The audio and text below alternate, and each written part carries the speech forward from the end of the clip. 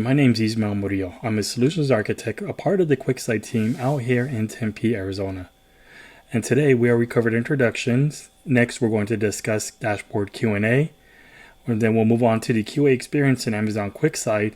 Then we'll move on to an in-depth demo. And then we'll field questions regarding today's conversation and our demo.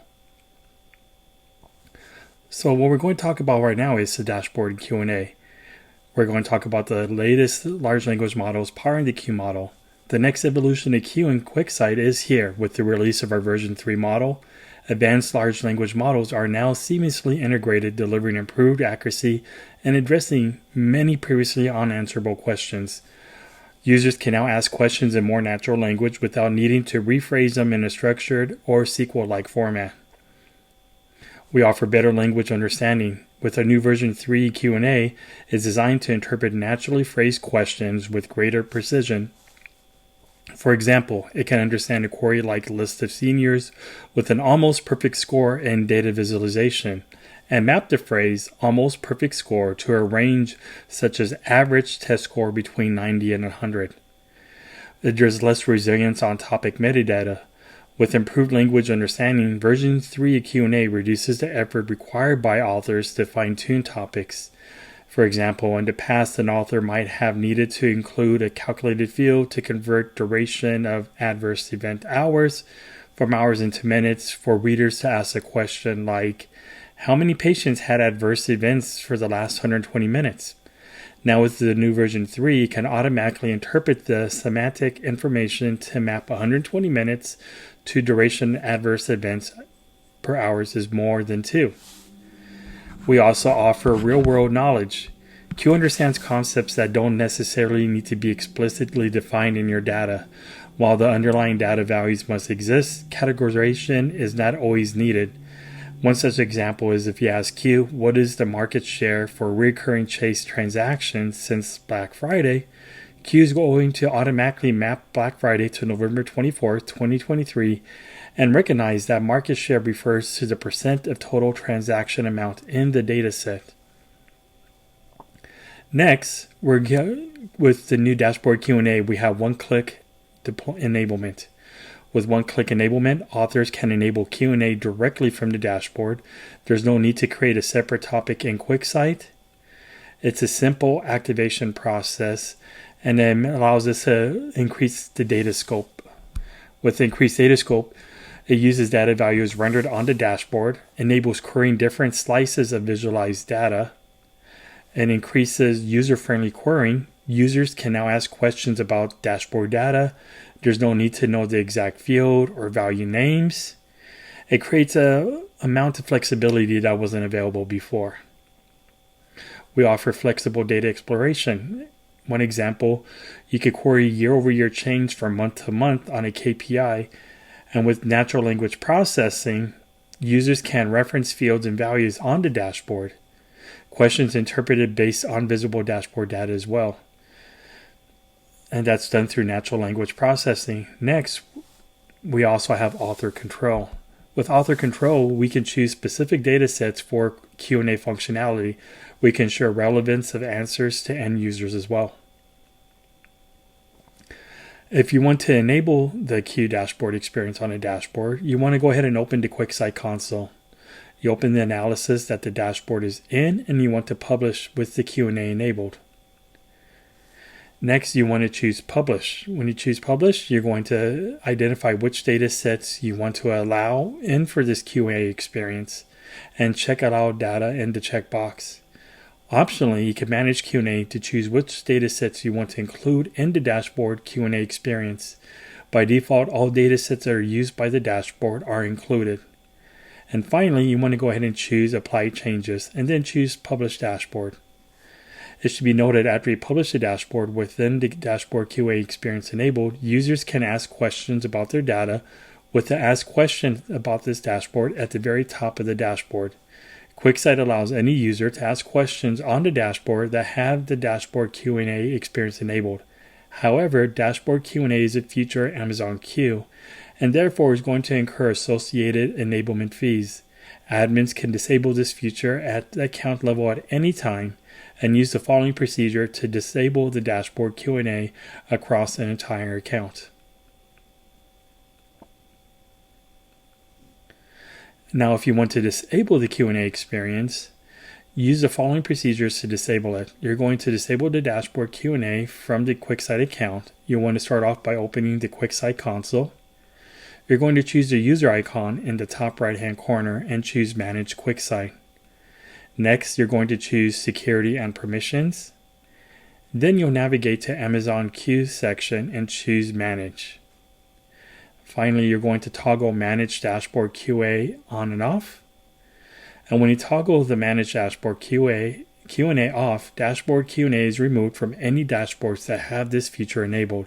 If your QuickSight account does not have Pro users, this action stops the Amazon Q enablement fee from billing your QuickSight account. This setting does not impact Pro users or existing topics within your QuickSight account. I'll provide a link at the end of the demo for more information about opting out of Amazon Q and QuickSight. Next, we're going to jump into our demo.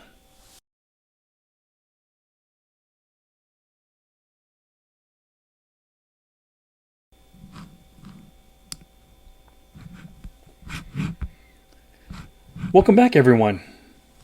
As you see on my screen right here, we have an analysis pulled up that we're going to use for today's demonstration. From the top down, we're going to have different visualizations on this analysis. We're going to have a line chart with forecasting enabled, a KPI chart, a donut chart segmented by different industries. We're going to have a pivot table, a SAN sales key diagram, points on the map, and then at the very bottom, we're going to have a couple of different tables. None of this is really important at the moment right now, but what is important is how to enable the Q&A experience on this analysis into a published dashboard. Next, we're going to click on Publish on the top right-hand corner, and we're going to give a name for this dashboard.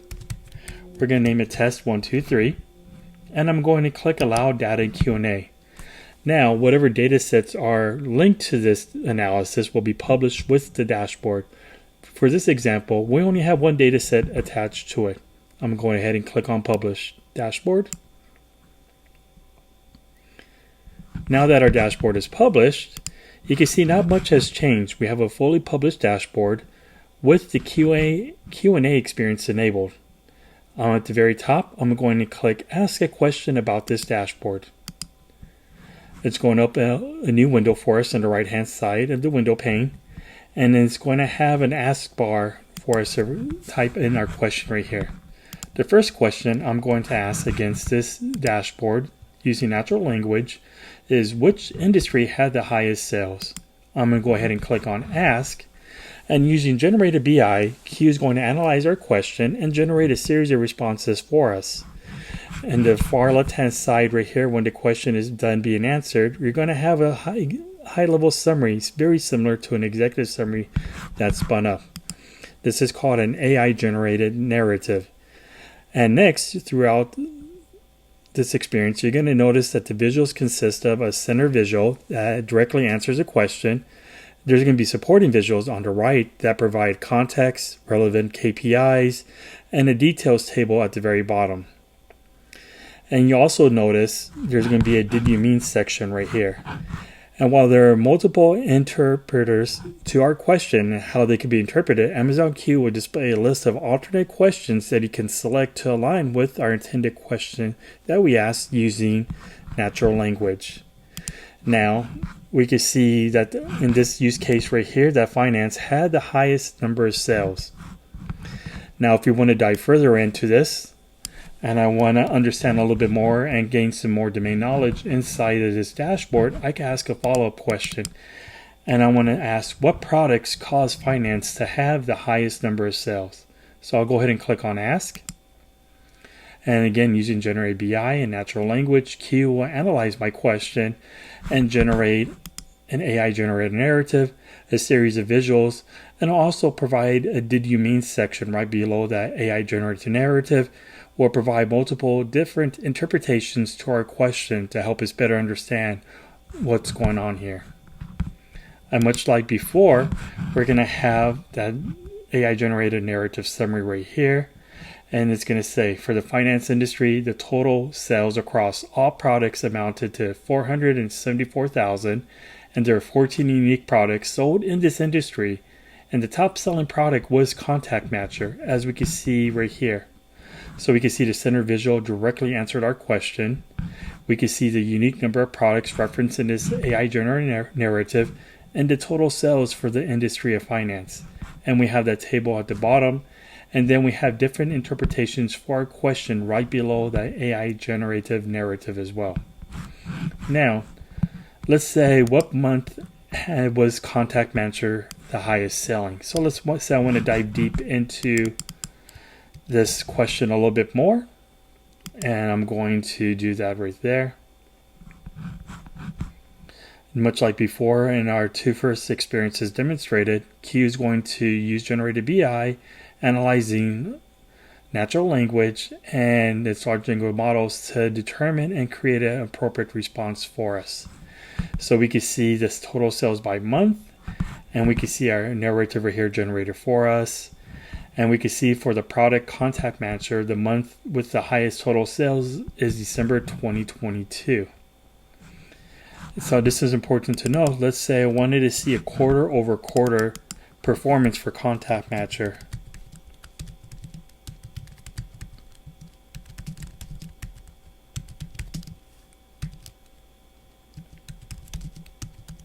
Let's say we want to go from 2022 to 2024. So we're going to ask our question, and Q will, again, using natural language and a generated BI, will generate an appropriate response for us.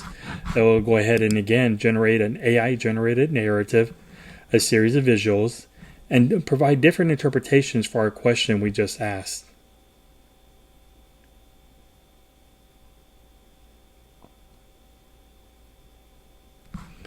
And there we go. We can see our different visualizations provided for us. We can see the total sales difference quarter over quarter. We can see the total sales. And it'll let us know the total sales for the product Contact Matcher from 2022 to 2024 amounted to $244,000. Quarter 4 2022 witnessed the highest quarter over quarter sales at $26,000, while quarter 1 2023 experienced the lowest quarter over quarter sales at $34,000. This is good to know, and it provides additional context and information for us to understand that.